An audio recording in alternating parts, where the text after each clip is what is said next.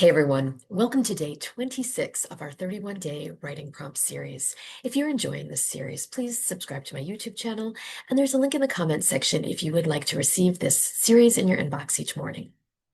For our open prompt, write about an ending that arrives quietly without ceremony. It slips in unnoticed while life appears to continue as usual. Your characters do not yet understand that something is over. They only feel a subtle shift, like a heaviness, a strange calm, or a faint disorientation they cannot name. And now for our directive prompt. Write a scene set just before something ends. Do not explain or name what is ending. Stay with the present moment and let the scene move forward naturally. Show the ending only through what the characters do and say, not through reflection or commentary. When the scene ends, the change has not happened yet, but it is unavoidable. When you're finished writing, let me know in the comments how this prompt worked out for you. Did it unearth new information about your story that you didn't know yesterday? I would love to hear about it. Happy writing, everyone.